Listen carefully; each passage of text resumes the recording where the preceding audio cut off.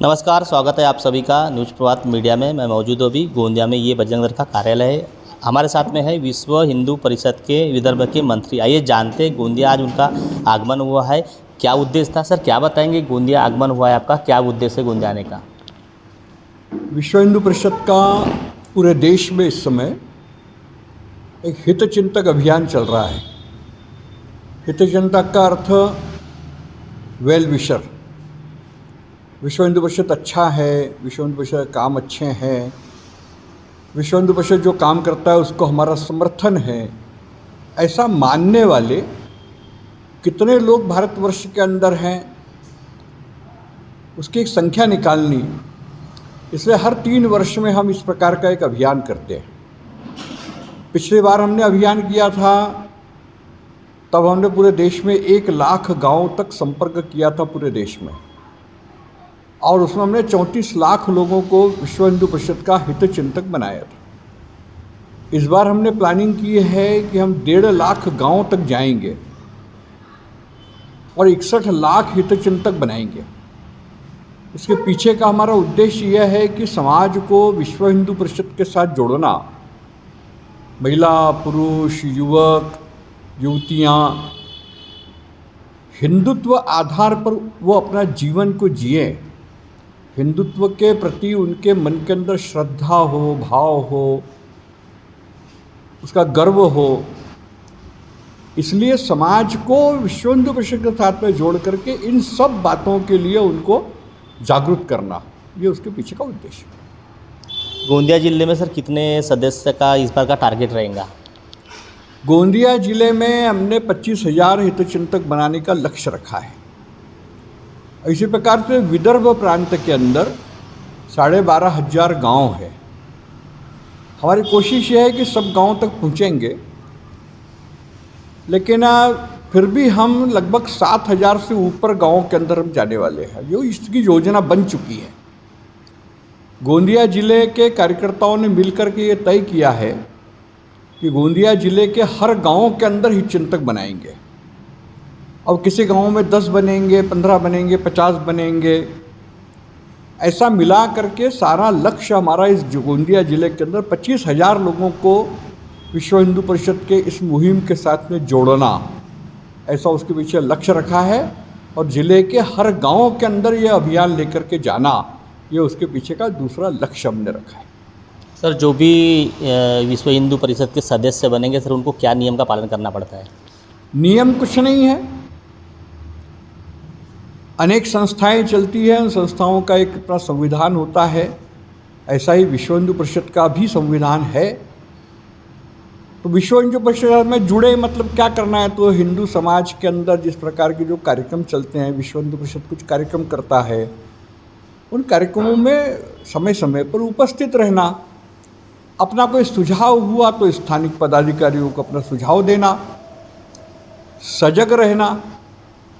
मैं जिस गांव में रहता हूं या जिस मोहल्ले में रहता हूं, वहां पर किसी प्रकार की कोई अराजक गतिविधि चल रही हो, कोई हिंदू विरोधी गतिविधियां चल रही हो, उसकी तत्काल जानकारी देना, उसकी सूचना करना, ताकि उसकी रोकथाम की जा सके, उसको रोका जा सके।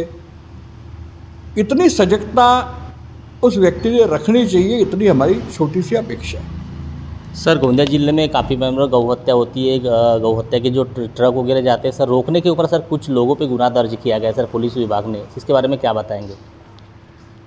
गौ हत्या और गौ तस्करी यह पूरे देश की एक बड़ी समस्या है। पिछले अनेक वर्षों से विश्व हिंदू परिषद इस दिशा में काम करता है। इसमें विशेष रूप से हमारा जो युवा विंग है, बजरंग दल, यह विशेष काम करता है। हमारे कार्यकर्ता अपनी जान को हथेली पर रख करके ट्रक को रोकने का काम करते हैं। बहुत बड़ी संख्या है। यह गोंदिया जिला जो है 2 राज्यों की सीमा से लगा हुआ है। इधर से छत्तीसगढ़ लगता है, इधर से मध्य प्रदेश लगता है। तो मध्य प्रदेश से भी बड़ी मात्रा में तस्करी होकर के गोंदिया के मार्ग से छत्तीसगढ़ जाता है। हमारे कार्यकर्ता मेहनत करते हैं, जागरूक रहते हैं, उसको रोकते हैं, केसेस करते हैं, FIR होता है, गिरफ्तारियां होती है, कभी कभी दुर्भाग्य से पुलिस जो रक्षक है उन्हीं के ऊपर मुकदमे दायर करती है। ऐसा नहीं होना चाहिए। पुलिस का काम है गौ हत्या को रोकना, गौ तस्करी को रोकना, क्योंकि महाराष्ट्र के अंदर इसके लिए कानून है। तो जिस कानून का रक्षण पुलिस को करना है, उस कानून का रक्षण यदि हमारा बजरंग दल का कार्यकर्ता, विश्व हिंदू परिषद का कार्यकर्ता करता है, उसको सराहना देने के बजाय, उसको प्रोत्साहित करने के बजाय जब कभी उसके विरुद्ध मुकदमा दायर होता है तब बड़ी निराशा होती है, कष्ट होता है। इसलिए मैं यहाँ के स्थानिक प्रशासन से भी आपके माध्यम से निवेदन करना चाहता हूँ, ऐसे जो गौरक्षक हैं, जो गौ तस्करी को रोकते हैं, गौ हत्या को रोकने का प्रयत्न करते हैं, उनको संरक्षण दें, उनको संवर्धन करें, उनकी बात को माने। ऐसा उन्होंने करना चाहिए, ऐसा मैं उनसे निवेदन करता हूँ। सर, जो धर्मांतरण विषय होता है उसको लेकर क्या बोलना चाहेंगे आप? धर्मांतरण इस देश की एक बहुत बड़ी समस्या है और हम पिछले अनेक वर्षों से देख रहे हैं कि हमारे यहाँ पर अनुसूचित जाति और अनुसूचित जनजाति के जो हमारे बंधु हैं, भगिनी हैं, इनका धर्मांतरण होता है और ये अघोषित होता है।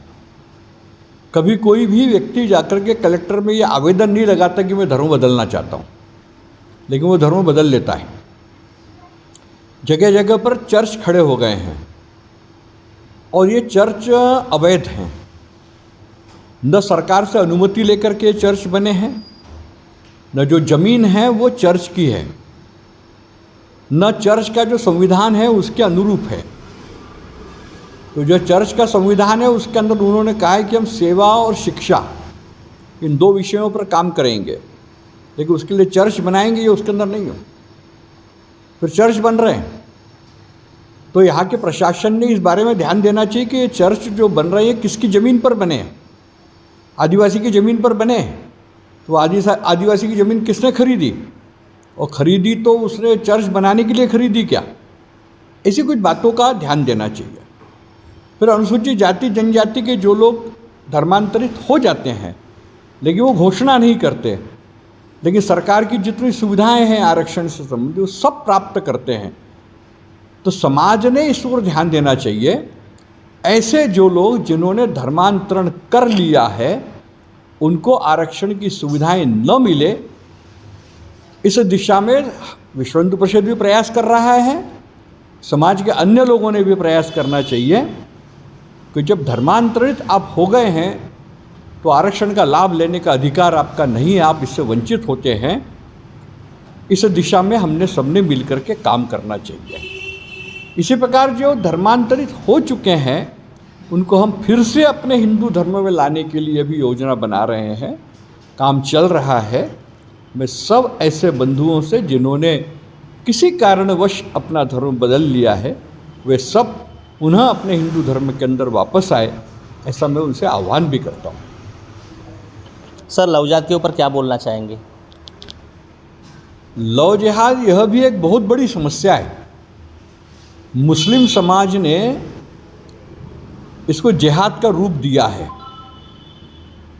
हिंदू लड़कियों को कैसे अपने मोहजाल के अंदर फंसाना, फिर उनसे शादी करना, बच्चे पैदा करवाना, उनसे नाना प्रकार के कष्ट देना उसके बाद उनको, और इस काम को करने के लिए मुस्लिम युवक 2-2, 3-3, 4-4 लड़कियों के साथ एक साथ प्रेम संबंध रखते हैं। अनेक मुस्लिम युवक तो अपना नाम बदल करके इस काम को करते हैं, हिंदू नाम रख लेते हैं, माथे पर तिलक भी लगा लेते हैं, हाथ में कलेवा भी बांध लेते हैं, धागा जो बांधते हैं वो भी बांध लेते हैं, मंदिर भी जाने लगते हैं। लड़की समझती है कि ये हिंदू है और उसके साथ में प्रेम करती है, उसे विवाह तक के स्थिति के अंदर जाती है। विवाह के पहले भी उनके शारीरिक शोषण भी हो जाते हैं, ऐसे कई प्रकरण हमारे सामने आए हैं। लेकिन उसके बाद उसको जब पता लगता है कि ये तो मैं फंस गई, ऐसे जो प्रकरण पूरे समाज के अंदर और देश के अंदर चल रहे हैं, जिनकी कभी FIR नहीं होती, समाज के अंदर अपनी बदनामी को से डरने के लिए भी माँ बाप भी इस काम को नहीं करते हैं। इसलिए मुस्लिम समाज हमारी हिंदू लड़कियों को इस जाल के अंदर फंसा के अपनी जनसंख्या को बढ़ाकर इसे देश में जनसंख्या के असंतुलन को बढ़ाने का काम कर रहे हैं, मुस्लिम जनसंख्या को बढ़ाने का काम कर रहे हैं।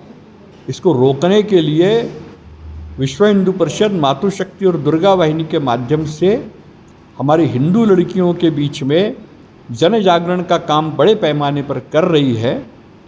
इसको रोकने का प्रयास हम कर रहे हैं। किसी लड़की को इस प्रकार से यदि कोई लेके चला जाता है तो उसको वापस लाने के लिए भी हम प्रयत्न करते हैं। उसमें भी सरकार का और हमको पुलिस प्रशासन का सहयोग लगता है। अब इसमें सब चलता है, करते हैं, लेकिन फिर भी मैं अपने हिंदू बेटियों से, बहनों से निवेदन करना चाहता हूँ कि इस षड्यंत्र को समझें और इस षड्यंत्र में न फंसें। इतना ही उनसे निवेदन कर सकते। विश्व हिंदू परिषद का इस साल 15 से 20 हज़ार सदस्य का इन्होंने जोड़ने का संगठन के माध्यम से घोषणा की है।